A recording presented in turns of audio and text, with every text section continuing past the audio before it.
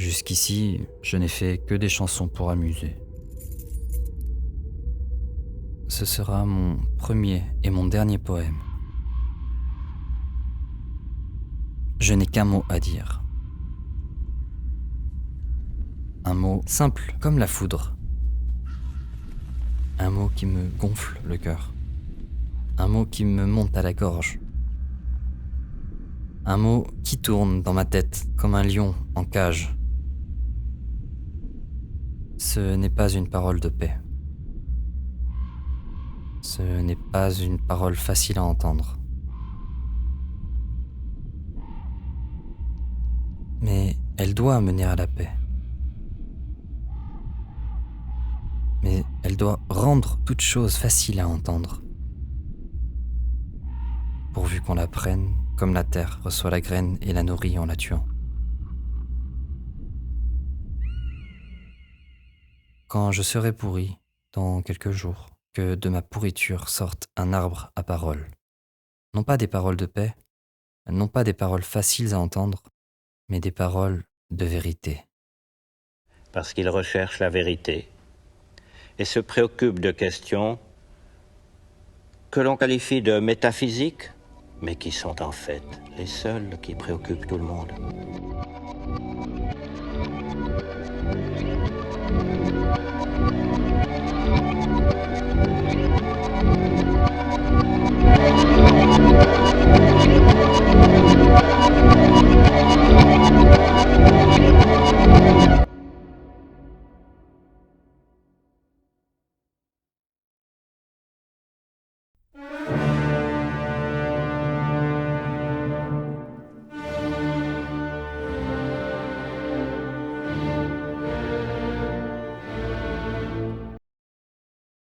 Au tout début, se manifestait chez moi plein d'histoires, petit étard qui s'entêtait et qu'il fallait à tout prix pondre avec l'aide d'une caméra.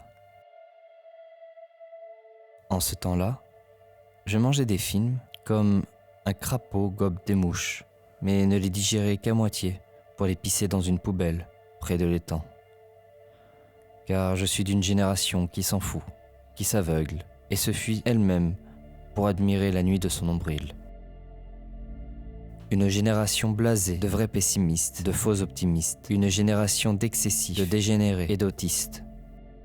Depuis tout petit, on m'avait toujours dit que notre humanité était en perpétuelle évolution, que grâce à l'irréfrénable progrès, nous pouvions défier le ciel pour mieux nous déifier nous-mêmes. Pourtant, partout, je ne voyais qu'injustice, violence et déchéance.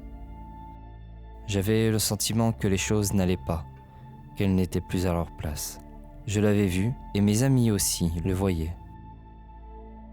En ce temps-là, je ne comprenais pas pourquoi, simplement.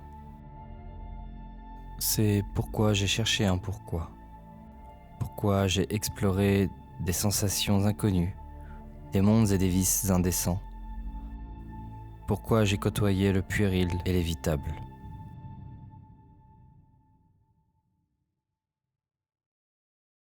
Et c'est ainsi, semble-t-il, que je suis devenu un homme. Pourtant, un vertigineux petit quelque chose, un méchant goût d'inachevé, un je ne sais quoi d'incertain, s'interposait, m'empêchait d'y croire. Suis-je vraiment un homme ? Ben oui, pour être honnête, j'ai plutôt le sentiment désagréable d'être un gosse, un pauvre gosse, qu'on aurait banni du cercle de l'enfance. Et la législation de cette nation n'y change strictement rien. J'ai eu beau étudier puis avoir un travail pour vivre comme un grand, être seul dans mon chez-moi, comme les autres adultes, et m'estimer responsable comme eux. Je me sentais enchaîné à l'état de marmot, sans liberté, sans volonté, pétri par des menteries de tous les côtés. Alors j'ai tout plaqué. Désormais, je dois être au complet, un homme pur, un vrai. Réaliser ce pourquoi je suis entré en existence. Ce qui me renvoie à ma propre naissance.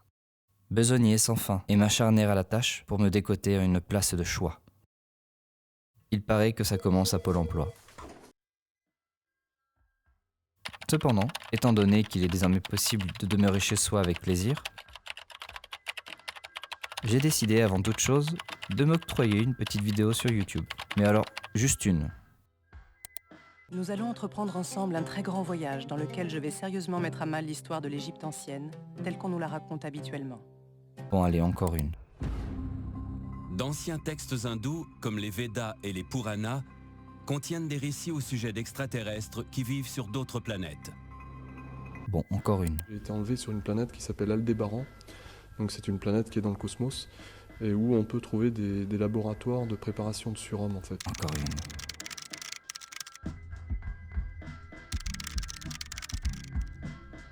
Ainsi, dans un écho, je vogue sur l'océan du web, sans un regard en arrière.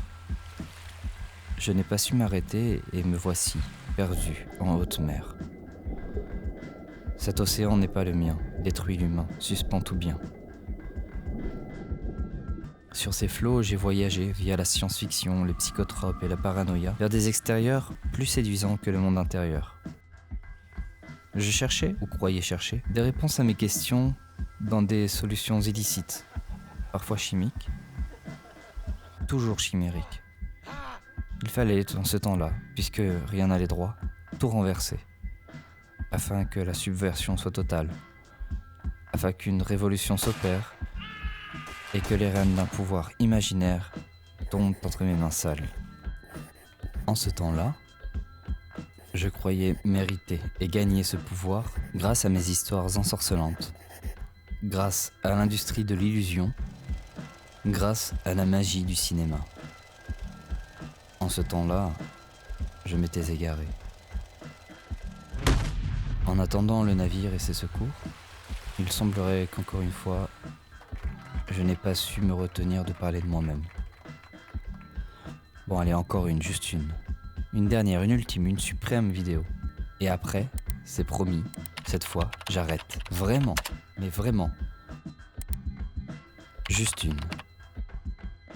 Vous avez d'un laconique clic fait sonner l'heure de voir défiler un mensonge sincèrement agencé, que sans concession par un contraste grossier, et ce, en vertu de principes immuables, l'illusion clame un éclat de véracité et fasse de vous des êtres admirables.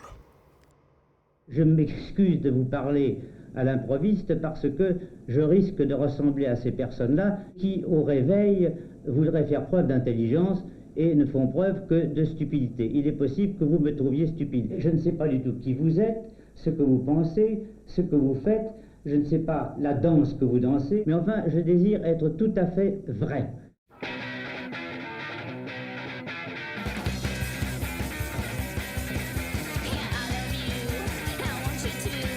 Nous vivons actuellement une époque d'actualité. Les gens aiment l'immédiate, la hâte et l'actualité. Nous sommes sur une route absolument inconnue. Par exemple, on fait la découverte actuellement de médecine étonnante, mais il faut ensuite trouver des remèdes qui guérissent de ces remèdes qui sont en quelque sorte des poisons. Partout, on construit la même maison et on ne s'occupe plus des climats et des conditions atmosphériques ou du paysage. Il est possible que notre politique actuelle vous apparaisse comme quelque chose d'absolument incompréhensible, puisqu'elle l'est déjà presque pour nous. Parce que le monde, il n'est pas facile. Et parfois, il n'est pas gentil. J'espère que toutes ces fariboles, tous ces crachats ont disparu. J'espère que vous avez des maisons qui peuvent émouvoir au lieu d'être simplement des prisons dans lesquelles on vous enferme ou des casernes dans lesquelles on vous parque. Il faut vous dire encore une chose extrêmement délicate, je ne me gêne pas parce que je ne suis plus là pour recevoir la raclée. Il est probable que nous nous trompons et que peut-être vous vous trompez encore. Il est possible que ce qu'on appelle le progrès soit le développement d'une erreur. Beaucoup de choses extraordinaires ont été faites il y a des siècles et des siècles, mais on en a perdu le secret. L'histoire est faite de vérités qui deviennent à la longue des mensonges, et la mythologie est faite de mensonges qui deviennent à la longue des vérités. Et c'est pourquoi je vous parle toujours de l'art au lieu de vous parler de la science, parce que la science est en quelque sorte une suite d'erreurs qui se contredisent, et que les grands philosophes ne restent que par leur génie d'écrivain. L'homme remarquable doit se rendre invisible. Et si on lui donne une récompense, c'est qu'on a laissé voir le bout de son oreille. Et il ne le faudrait pas. Il y a donc une grande surprise dans l'art, une sorte de mathématique supérieure, de langage suprême. Je ne sais pas ce qui se passe maintenant, mais notre jeunesse est assise entre deux chaises et nous sommes encore des apprentis robots. J'espère du reste que vous n'êtes pas devenus des robots et que maintenant vous êtes une jeunesse grave et attentive.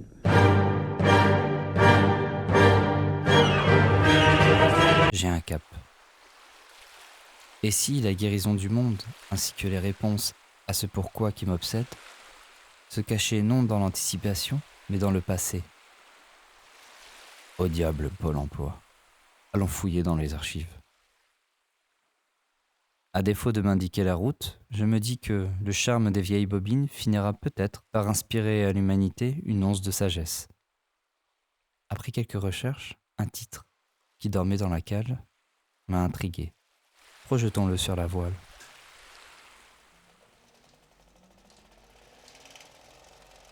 Le principe de la République pure est la volonté populaire.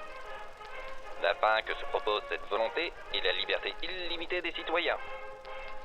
Le moyen par lequel ce principe tente à réaliser cette fin est l'égalité juridique, sans distinction de plan, sans hiérarchie de fonction. L'organisme typique correspondant à l'emploi de ce moyen est la nomination directe des magistrats par le peuple assemblé en masse, sans représentant ni délégué, en un mot, sans intermédiaire. La garantie de cette forme de gouvernement est l'esclavage domestique, l'asservissement civil, agricole ou militaire du plus grand nombre, l'exil ou l'ostracisme politique.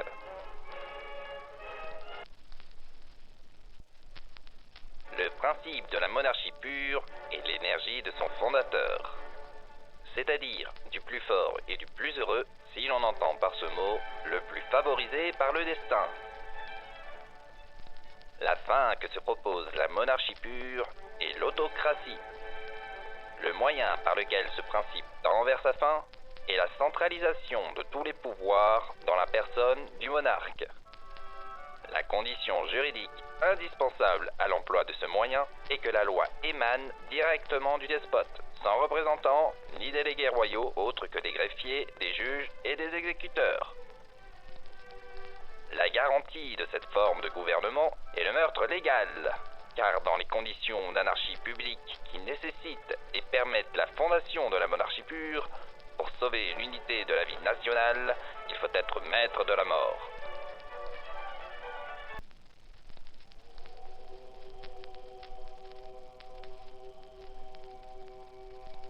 Le principe de la théocratie pure est la religion. La fin qu'elle se propose est la culture universelle des consciences et des intelligences, leur union et leur paix sociale. Le moyen par lequel ce principe tend vers sa fin est la tolérance de tous les cultes et leur rappel à leurs principes communs. La condition nécessaire à l'emploi de ce moyen est l'assentiment libre des législateurs et des peuples à l'efficacité pratique de la science et de la vertu du sacerdoce et de son fondateur. La garantie de cette forme de gouvernement est la réalisation incessante de la perfection divine par le continuel développement de la perfectibilité humaine. Éducation, instruction, initiation, sélection des meilleurs. Dans les annales du genre humain, c'est la théocratie pure qui apparaît le plus rarement, parce qu'elle exige de la part de son fondateur un génie, une sagesse, une science exceptionnelle, des circonstances favorables très peu communes et des peuples assez éclairés pour la supporter.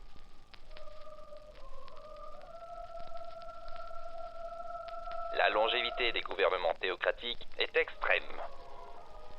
Ces gouvernements vécurent plusieurs milliers d'années et donnèrent au monde tous les enseignements qui sont aujourd'hui le patrimoine commun de la civilisation. Quoique, ayant dans l'histoire une longévité moins longue, les royautés et les empires durent plus longtemps que les républiques, qui dépassent rarement quelques siècles. Cette différence dans la durée des États tient au plus ou moins de force que renferment leurs principes de vie. La sagesse et la science n'ont véritablement part au gouvernement des sociétés que dans la théocratie seule. Dans la monarchie, l'énergie intellectuelle et morale du fondateur laisse toujours son œuvre livrée à tous les hasards lorsqu'il n'est plus là pour la diriger. Elle est à la merci de la faiblesse et de l'imbécilité des successeurs et, par suite, des factions et de la entrée en scène du principe républicain. Dans la République, le principe de vie est plus faible encore, bien que la volonté populaire, si bruyante et si mouvementée, puisse donner l'illusion de la force. Le caractère de cette volonté est de se diviser incessamment contre elle-même, d'engendrer faction sur faction et de mettre sans cesse l'État en péril. Aussi, tout l'art des législateurs consiste-t-il, pour donner à leur œuvre quelques siècles de vie, à la doter, à l'entourer d'institutions empruntées à d'autres régimes que la République et dont la grandeur suppléa pour un temps à l'incurable médiocrité politique des masses.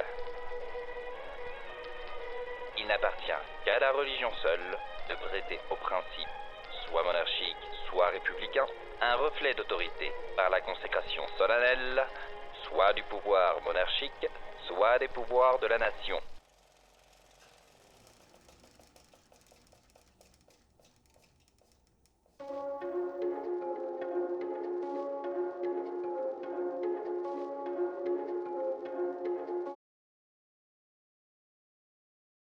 Enfin, mon regard a changé, s'est affûté, entrevoit des possibilités.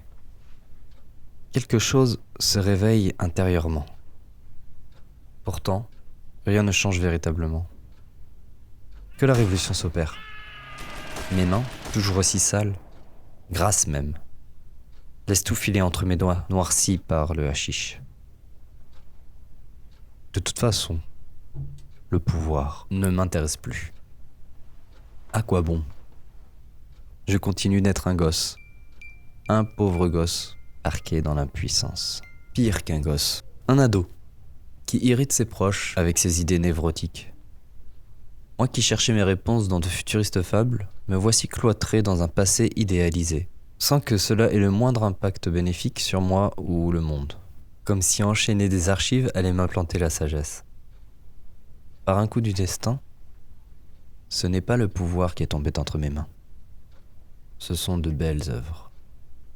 Mais la parole de paix, qui rend toute chose facile à entendre, cette parole de vérité, que j'attends tant, je ne l'entends pas. Certes, j'ai perçu certaines erreurs que j'ai commises, mais j'ai beau guérir de certains délires ufologiques, mieux comprendre d'où je viens, rien ne change, ni en moi, ni autour de moi. Et coincé ici-bas, je ne sais pas où aller. Dépendant de solutions chimériques, je continue d'oublier mes rêves. Je demeure seul, malgré le monde. Un jour, par dépit, j'entreprends de le fuir, en me noyant dans le vin. Avant de m'endormir, le cœur lourd, au fond d'abysses dionysiaques.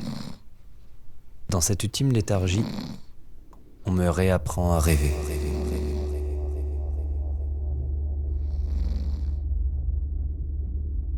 Lors d'une nuit âprement enfumée, champagne et caviar s'embrassaient dans l'ennui, si agités d'éphémères célébrités, s'auto-gratifiant d'être de la partie.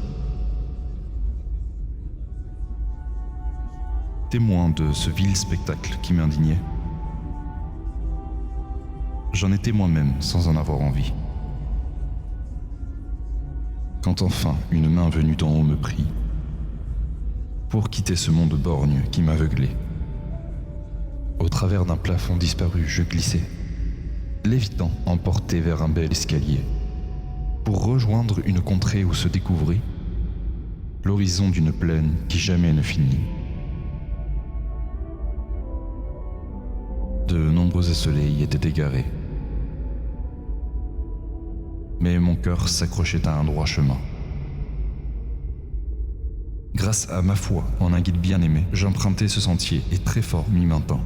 Tant et si bien qu'au bout d'un temps je surgissais, dans un cercle d'eau pure, mystérieux bassin, des pieds baignés auprès de rares étrangers, dont les grands yeux, comblés d'amour, scrutaient au loin. Si nous ne nous étions jamais vus de nos vies, nous étions sûrs que nous nous connaissions. La faim, eux et moi, très sagement nous quêtions. Voilà pourquoi on nous avait réunis.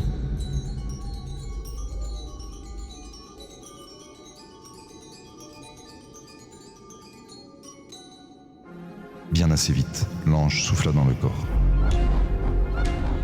L'univers tout entier aussitôt fut branché. Par l'unique, l'esprit se trouva captivé, plus aucun n'ayant la maîtrise de son corps. Les négateurs de toujours étaient confondus. Or, impossible de nier l'absolu. Car les consciences il avait unifié, chacun demeurant soi mais au soi raccordé. Le ciel alors se teignit d'encre noire, et une parole superbe retentit. Nul ne put ignorer sa gloire. C'était la vérité qui nous abasourdit. Sa majesté transcendante surplombait tout au sein d'une symphonie exaltant le beau, et par le pouvoir de son insondable écho étouffait nos égaux, faisant à rien de nous. Sans pour autant quitter un instant les cieux, la voix d'ange détonnait nette et intense, dans un langage accessible à mes sens. Je ne pouvais alors pas assimiler mieux. Vient l'intuition du tonnerre, puis un réflexe. Plein de désir, je pointe vers lui mon index. Frappe-moi sans détour, que je sois foudroyé. Une caresse, un fracas, puis tout effacé.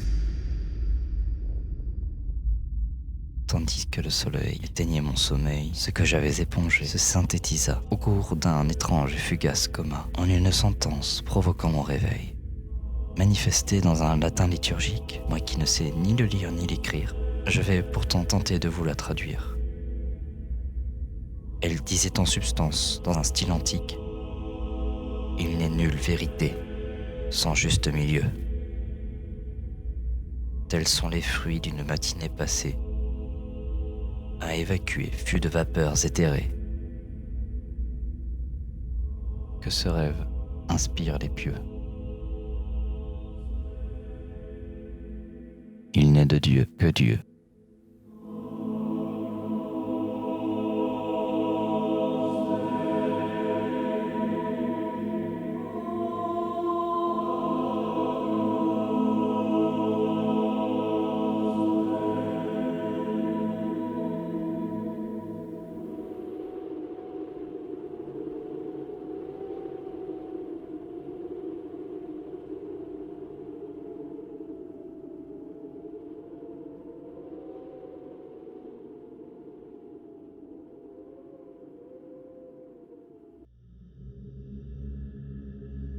La foi m'est venue.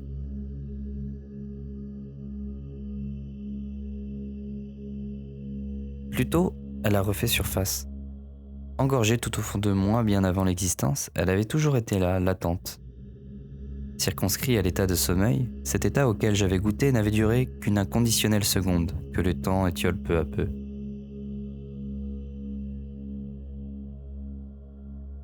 De tout mon cœur, j'aspire à pérenniser cette condition surnaturelle, mais à l'état de veille, pour une nouvelle seconde, cette fois-ci éternelle. Et parce qu'il est impossible de se délecter d'ambroisie sans une coupe, il me faut un verre pour ne plus perdre une goutte. Un cadre m'est ainsi nécessaire pour contenir l'afflux spirituel auquel je souhaite m'abreuver.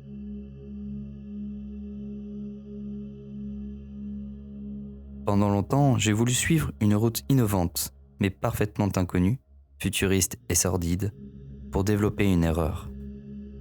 Finalement convaincu par le passé, j'ai farfouillé dans les ruines des théocraties d'autrefois et n'ai remué que les cendres d'une sagesse qui s'y était éteinte. Arrivé au fond du trou, j'ai enfin abandonné toute prétention, pris conscience de mon indigence, appris ce qu'est l'espoir.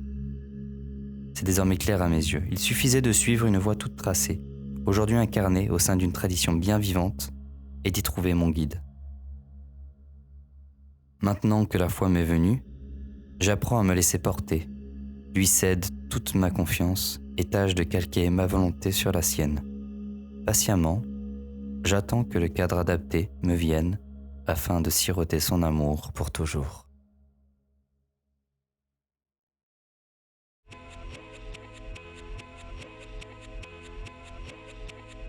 Ainsi s'achève cette synthèse. Cette vidéo trouvera-t-elle un jour, parmi les vagues, Une oreille attentive à son cliquetis, un œil vif pour la surprendre, une main agile pour la saisir, un pied ferme pour en éclater le verre, afin qu'enfin puisse se transmettre le message, lequel est adressé à ceux qui ont un cœur pour aimer. Ô Seigneur, que la lettre qui s'y niche soit épargnée des flots. C'est parce que j'ai désiré un jour comprendre le pourquoi. Parce que j'ai fourni ce simple effort, ce simple désir, sans a priori, sans parti pris, qu'il est un jour directement venu frapper à ma porte. Je n'irai pas jusqu'à dire que j'ai tout compris, que je suis enfin devenu un homme, un vrai. Mais je peux au moins dire que cette initiative m'a libéré de pseudo-religions, de superstitions et de croyances artificielles, biberonnées, assimilées malgré moi. Cette initiative m'a fait prendre conscience de l'essentiel, m'a permis de tirer d'indubitables conclusions, aussi impitoyables soient-elles. Parce qu'il recherche la vérité et se préoccupe de questions que l'on qualifie de métaphysiques, mais qui sont en fait les seules qui préoccupent tout le monde.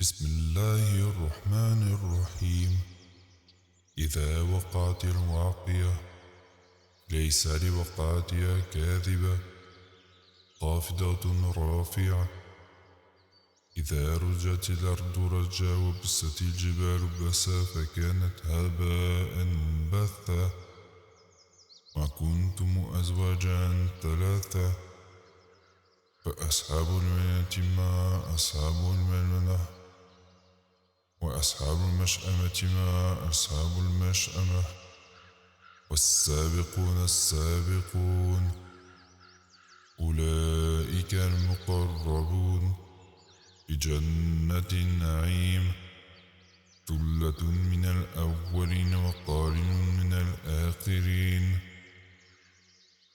فأما إن كان من المقربين فروح وريحان وجنة نعيم وأما إن كان من أصحاب اليمين فسلام لك من أصحاب اليمين وأما إن كان من المكذبين الضالين